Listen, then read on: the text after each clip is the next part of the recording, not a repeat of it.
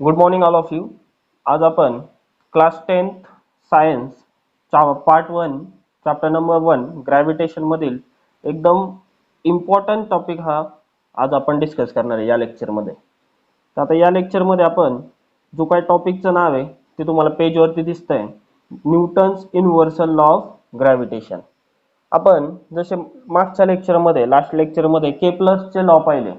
केप्लर्सनी जे काही लॉज बनवले होते ते फक्त प्लॅनेटच्या पोझिशनच्या ऑब्झर्वेशनच्या थ्रू बनवले होते, बरोबर.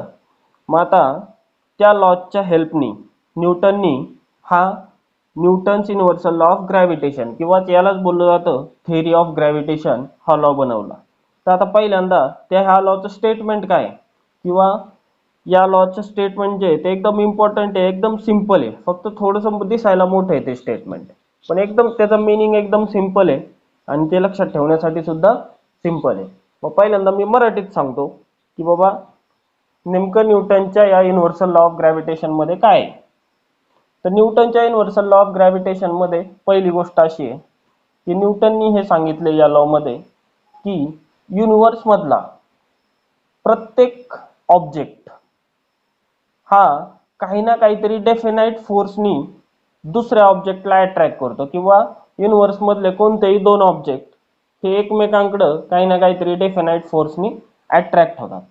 मग तो फोर्स, तो जो काही फोर्स आहे दोन ऑब्जेक्ट अट्रॅक्ट करण्याचा जो काही फोर्स आहे तो फोर्स किती असतो, तर तो फोर्स असतो त्या दोन ऑब्जेक्टच्या मास, प्रत्येक ऑब्जेक्टला मास असतं, मग त्या दोन ऑब्जेक्टच्या मासेसच्या प्रोडक्ट इज तो फोर्स हा त्या दोन ऑब्जेक्टच्या मासेसच्या प्रोडक्टला डायरेक्टली प्रोपोर्शनल असतो आणि त्या दोन ऑब्जेक्ट मधल्या डिस्टन्सला, ऑब्जेक्ट मधलं जे काही डिस्टन्स आहे त्याच्या स्क्वेअरला इनव्हर्सली प्रोपोर्शनल असतो. तर हे न्यूटनच्या युनिव्हर्सल ऑफ ग्रॅव्हिटेशन मध्ये सिंपल एवढं आहे. तर आता आपण त्याचं स्टेटमेंट पाहूयात काय. तर मग लिहायचं स्टेटमेंट मध्ये पहिल्यांदा it states that Newton's universal law of gravitation states that every object in the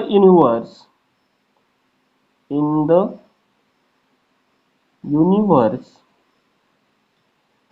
attracts every other object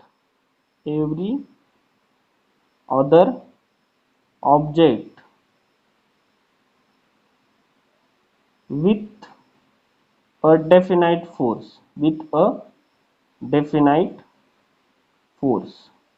ठीक आहे. हे झालं या न्यूटनच्या ग्रॅव्हिटेशन लॉचं फर्स्ट स्टेटमेंट. आता नेक्स्ट लाईनला लिहायचं. आता म्हणजे काय सांगितलं, प्रत्येक ऑब्जेक्ट हा युनिव्हर्स मधल्या प्रत्येक दुसऱ्या ऑब्जेक्टला काही ना काहीतरी डेफिनाइट फोर्सनी अट्रॅक्ट करतो. मग आता तो फोर्स किती असतो, त्या फोर्सची व्हॅल्यू कशी काढायची. दिस force is directly proportional to this force is directly proportional to the product म्हणजे multiplication, product of the masses of the two objects. This force is directly proportional to the product of the masses of the two objects. मग तो force directly proportional कशाशी आहे, त्या दोन्ही ऑब्जेक्टच्या मासेसच्या मल्टिप्लिकेशनशी directly proportional आहे. आणि and this force is inversely proportional to the inversely proportional to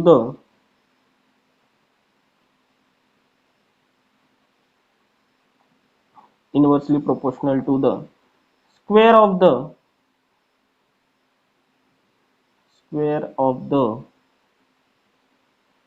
distance between them. Square of the distance between them. Full stop. ठीक आहे. मग हे झालं न्यूटन्स युनिव्हर्सल लॉ ऑफ ग्रॅव्हिटेशनचं स्टेटमेंट. बघा परत एकदा आपण काय करू, रीड करू याला. It states that every object in the universe attracts every other object with a definite force. प्रत्येक युनिव्हर्स मधला प्रत्येक ऑब्जेक्ट प्रत्येक दुसऱ्या ऑब्जेक्टला एका डेफिनाइट फोर्सनी अट्रॅक्ट करतो. मग तो फोर्सची व्हॅल्यू काय असते? This force is directly proportional to the product of the masses of the two objects and inversely proportional to the square of the distance between them. कळले हे खालचं स्टेटमेंट. आता या लॉला शॉर्ट फॉर्म मध्ये पण तुम्ही लिहू शकता. ही वरची लाईन तुम्ही ह्याच्यामध्ये स्किप करू शकता. मग ह्या खालच्या लाईन मध्ये काय लिहू शकता? खालच्या सेंटेन्स मध्ये the gravitational force is directly proportional to the product of the masses of the two objects and inversely proportional to the square of the distance between them. अशा पद्धतीने तुम्ही याला शॉर्ट फॉर्म मध्ये पण लिहू शकता. मग आता याला आपल्याला डिराईव्ह करायचे किंवा एक्सप्लेन करायचे. मग मी आता कोणते तरी दोन ऑब्जेक्ट कन्सिडर करतो. मी समजा कन्सिडर करतो दोन स्पेरिकल ऑब्जेक्ट घेतो. इथं दोन स्पेरिकल ऑब्जेक्ट, आता समजा हे दोन स्पेरिकल ऑब्जेक्ट आहेत. या पहिल्या ऑब्जेक्टचं मास m1 आहे आणि या ठिकाणी याच्यापासून थोड्याशा d डिस्टन्स वरती एक दुसरा ऑब्जेक्ट आहे, त्याचं मास m2, हा सुद्धा स्पेरिकल ऑब्जेक्ट आहे. आता यांच्यामधलं डिस्टन्स, आता ह्या पहिल्या ऑब्जेक्टच्या सेंटरचं डिस्टन्स, सेंटरचा पॉइंट आणि या दुसऱ्या ऑब्जेक्टच्या सेंटरचा पॉइंट आणि यांच्यामधलं जे काय डिस्टन्स आहे ते डिस्टन्स आहे, समजा आपण या ठिकाणी कन्सिडर करणार हे डिस्टन्स किती आहे, तर ते डिस्टन्स आहे स्मॉल d.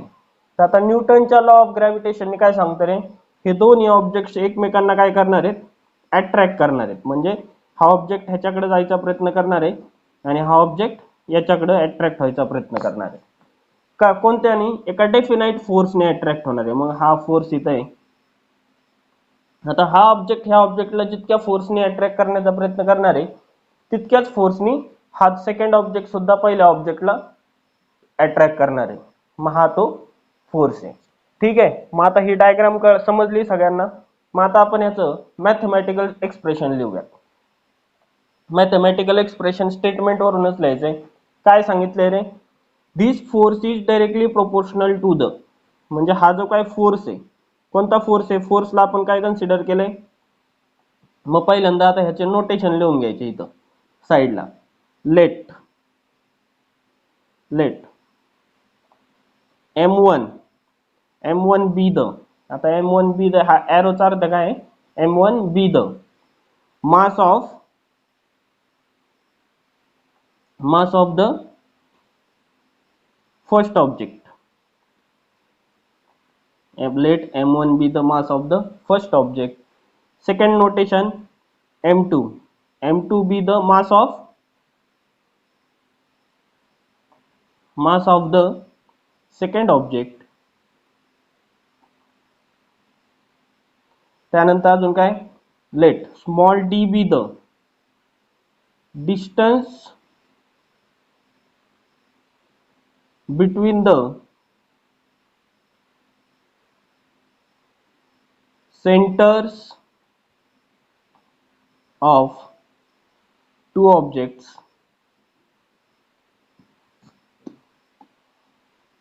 आणि F be the gravitational force. F काय? Gravitational force. ठीक आहे. मग आता इथं लिहायचं खाली. हे झाले सगळे लेट आपण कन्सिडर केले. आता लिहायचं according to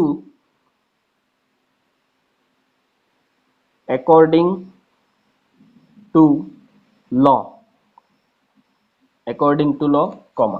ठीक आहे. अशा पद्धतीने लिहायचं.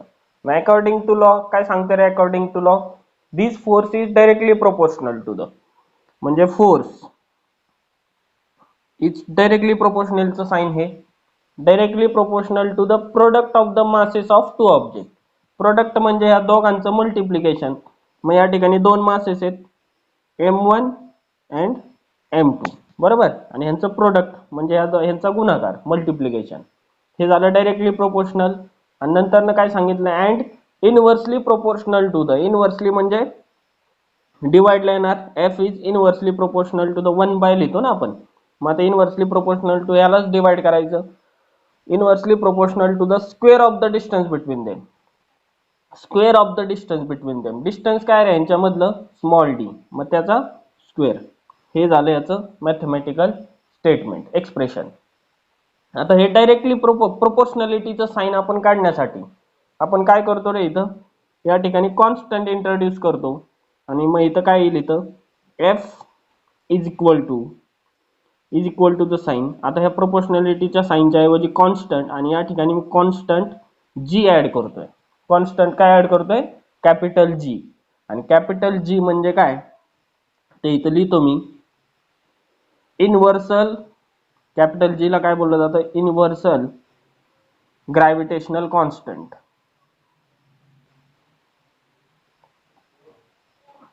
इनव्हर्सल gravitational constant.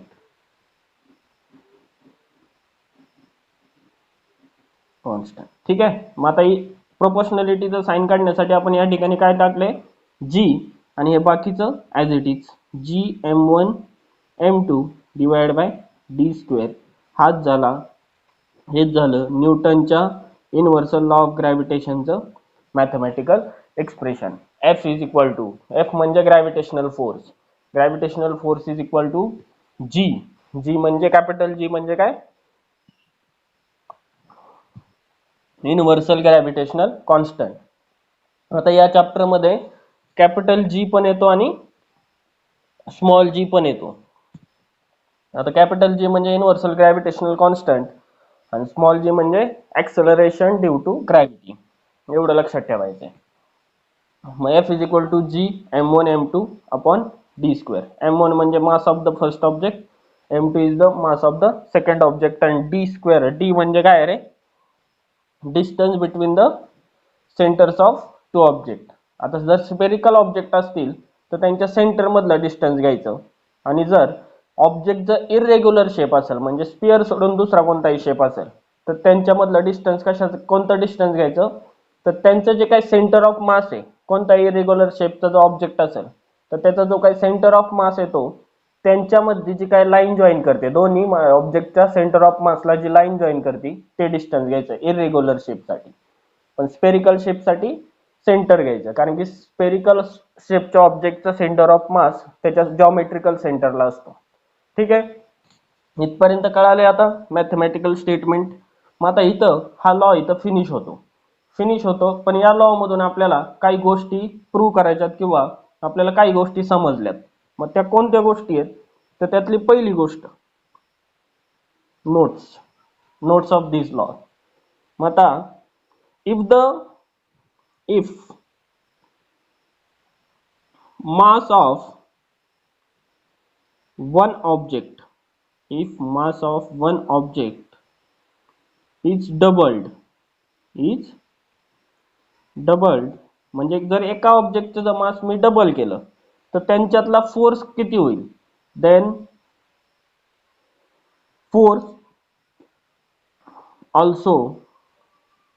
the force also doubles. जर कोणत्याही एका ऑब्जेक्टचं मास मी जर डबल केलं तर हा जो काय फोर्स येणार आहे, फोर्स तो सुद्धा काय होतं रे, मग डबल होतं, हे लक्षात ठेवायचं. मग आता ह्याचा प्रूव्ह कसं करू शकतो, समजा आता प्रूव्ह पहिल्यांदा दोन्ही मासचं म्हणजे m1 पण 1 kg होता आणि m2 पण 1 kg होता, आणि डिस्टन्स सुद्धा त्यांच्यामधलं किती होतं, 1 kg होतं, बरोबर. मग आता ह्याच्यामध्ये जर ह्या व्हॅल्यू सबस्टिट्यूट केल्या, आता पहिल्या केसमध्ये काय होईल रे, समजा मास m1 1 आहे, m2 सुद्धा 1 आहे 1 kg, आणि त्यांच्यामधलं डिस्टन्स पण किती कन्सिडर करू आपण, समजा 1 मीटर आहे. तर मग हे सगळी टर्म काय होऊन जाईल रे, 1 होईल. मग g इंटू 1 काय येतं, g, आणि देअरफॉर पहिल्या केसमध्ये f इज इक्वल टू काय येतो रे, g, म्हणजे जो काय ग्रॅव्हिटेशनल फोर्स असतो तो युनिव्हर्सल ग्रॅव्हिटेशनल कॉन्स्टंटच्या बरोबर येतो. पण आता समजा मी कोणत्या तरी एका ऑब्जेक्टचं मास डबल केलं, म्हणजे आता समजा मी m2 चं मास 1 च्या ऐवजी 2 केलं, म्हणजे डबल केलंय. मग आता काय येईल रे बघा, m1 चं 1 इंटू m2 चं 2 आहे, मग काय लिहिता, समजा मी इथं लिहितो पहिल्यांदा f is equal to g. m1 चं मास किती आहे आता 1, m2 चं मास 2, डिवाइड बाय डिस्टन्स काय ठेवलंय, डिस्टन्स ॲज इट इज ठेवलंय 1चा स्क्वेअर, 1चा स्क्वेअर 1, म्हणजे आता काय झालं F is equal to 2g झालं, बरोबर. म्हणजे बघा इथं एफ इज इक्वल टू जी होतो ज्यावेळेस मास 1 कन्सिडर केलं, पण ज्यावेळेस मी एका ऑब्जेक्टचं मास डबल केलं त्यावेळेस F is equal to 2g झालं, म्हणजे फोर्स पण काय झालं रे, डबल झाला. पहिल्यांदा जी होता आता 2g. म्हणजे एक लक्षात ठेवायचं, हा पॉइंट एकदम इम्पॉर्टंट आहे. जर मी मास एखाद्या ऑब्जेक्टचं मास जर मी डबल केलं तर त्यांच्यामधला फोर्स जो काय ग्रॅव्हिटेशनल फोर्स सुद्धा आहे तो काय होतो, डबल होतो. ठीक आहे. आता सेकंड पॉइंट, हे फक्त मी रफ वर्क साठी, हे रफ वर्क, याला मी थोडीशी काट मारतो. ठीक आहे. If distance if distance is doubled, if the distance is doubled, then force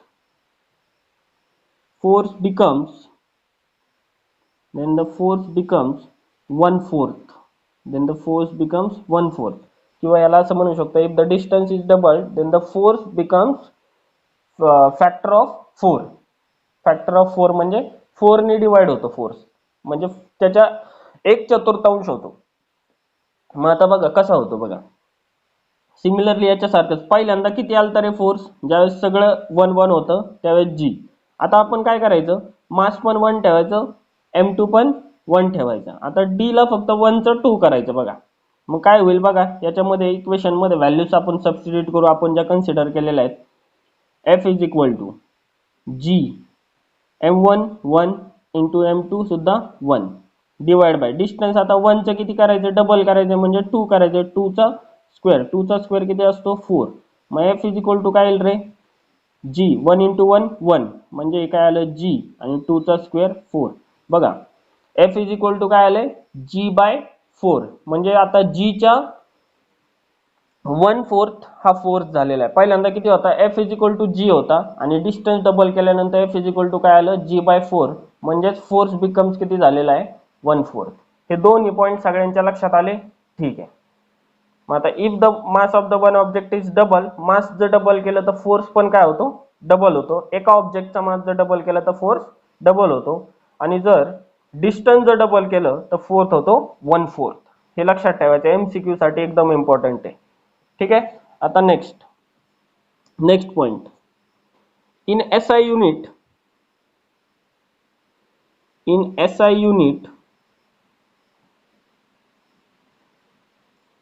the value of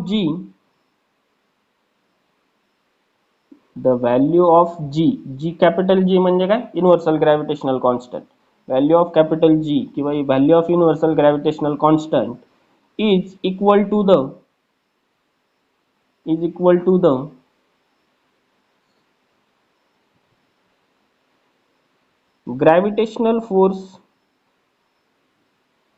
gravitational force between two masses, gravitational force between two masses of 1 kg kept 1 meter apart. ठीक है. In SI units, the value of universal gravitational constant is equal to the gravitational force. म्हणजे काय सांगितलं, SI unit मध्ये the value of G universal gravitational constant is equal to the gravitational force, म्हणजे gravitational फोर्सला इथं F बोललंय. कधी, ज्यावेळेस दोन मासेस हे 1 kg चे असतील आणि ते 1 मीटर डिस्टन्स वरती ठेवलेले असतील. बघा आपल्या पहिल्या केस मध्ये आपण काय केलं, F is equal to G, दोन मासेस 1 kg चेच कन्सिडर केलते आणि डिस्टन्स पण किती केलं त्यांच्यामधलं कन्सिडर 1 मीटर, म्हणजे ही टोटल टर्म काय झाली ती 1 झाली. आणि therefore G is equal to काय आलं रे, ग्रॅव्हिटेशनल फोर्स, किंवा F is equal to G आलं. कळलंय. म्हणजे ग्रॅव्हिटेशनल फोर्सची ही युनिव्हर्सल ग्रॅव्हिटेशनल कॉन्स्टंटची ही डेफिनेशन आहे. In SI units, the value of universal gravitational constant is equal to the gravitational force between two masses of 1 kg kept 1 meter apart. म्हणजे दोन मास आहेत जर 1 kg चे असतील आणि ते 1 मीटरवर अंतरावर ठेवले असतील तर जे काय न्यूटन्स युनिव्हर्सल ग्रॅव्हिटेशनल कॉन्स्टंट आहे तो कशाच्या इक्वल टू असतो, ग्रॅव्हिटेशनल फोर्सच्या बरोबर असतो. ठीक आहे, कळलंय. मग आता हे तुम्हाला नेक्स्ट पॉइंट, 3 पॉइंट कळले. आता नेक्स्ट चौथा, SI unit of universal gravitational constant capital G is Newton meter square per kg square. SI unit of universal gravitational constant एकदम इम्पॉर्टंट आहे. 11th मध्ये पण लागणार आहे, 10th मध्ये पण लागणार आहे, 12th मध्ये पण लागणार आहे. युनिव्हर्सल ग्रॅव्हिटेशनल कॉन्स्टंटचा SI युनिट काय आहे, न्यूटन मीटर स्क्वेअर.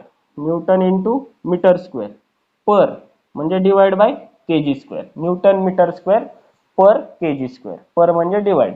आता हे आपल्याला शो करायचे का newton metre square per KG square हेच युनिट काय SI युनिट.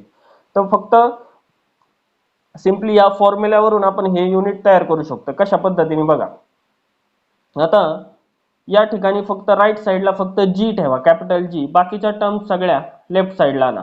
मग काय होईल बघा, समजा हे जर आपल्याला शो करायचं असेल, प्रूव्ह करायचं असेल तर बघा, समजा या ठिकाणी मी याचं प्रूफ देतो. इथं आपण प्रूफ, आता न्यूटनचा मॅथमॅटिकल एक्सप्रेशन काय रे ग्रॅव्हिटेशनल लॉचं, F is equal to G m1 m2 upon d square. बरोबर. आता पहिल्यांदा ह्या सगळ्या टर्म्सचे युनिट तुम्हाला माहिती पाहिजेत. SI युनिट, फोर्सचे SI युनिट काय असतं रे, न्यूटन. ग्रॅव्हिटेशनल कॉन्स्टंटच काढायचे आपल्याला, त्यामुळे त्याचं नाही लक्षात ठेवलं तरी चालेल. मासेसचं m1 आणि m2 हे दोन्ही काय आहेत रे, मास आहेत. म्हणजे मासचं SI युनिट काय असतं, kg. बरोबर. आणि हे काय डिस्टन्स आहे, डिस्टन्सचं SI युनिट काय असतं, मीटर. मग आता मी काय सांगितलं, जी फक्त एका राईट साईडला फक्त जी ठेवा, बाकीच्या सगळ्या टर्म्स कोणत्या साईडला ना, लेफ्ट साईडला. मग काय येईल इथं, F. आता हा डी स्क्वेअर या ठिकाणी डिवाइडला आहे, इकडे आल्यावरती काय होईल रे, multiply. F into D square divide by. आता ह्या m1 m2 या ठिकाणी न्यूमरेटरला आहेत, या साईडला आल्यावरती डिनॉमिनेटरला म्हणजे डिवाइडला. m1 m2 is equal to, आता इकडे काय राहिले फक्त जी, युनिव्हर्सल ग्रॅव्हिटेशनल कॉन्स्टंट. आता युनिट कसं करायचं, सिंपल. हा जसा फॉर्म्युला दिसतोय त्या पद्धतीने युनिट लिहायचे. फोर्सचे SI युनिट काय रे, न्यूटन. बरोबर. फोर्सचे SI युनिट न्यूटन.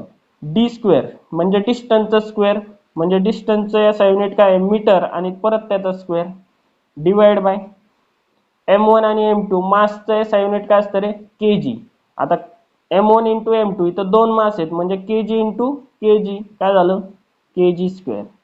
म्हणजेच हेच काय झालं, SI युनिट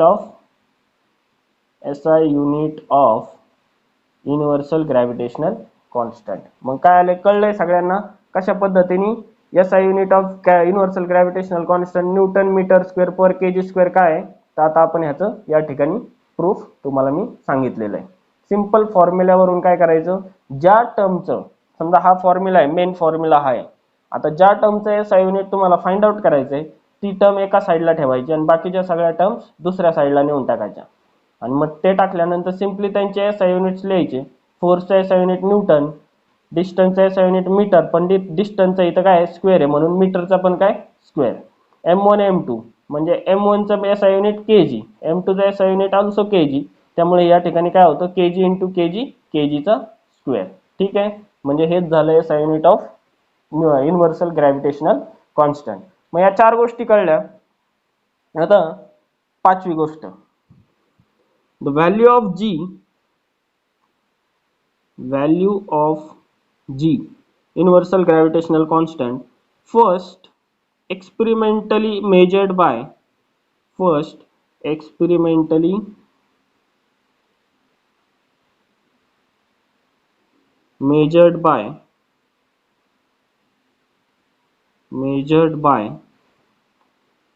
Henry Cavendish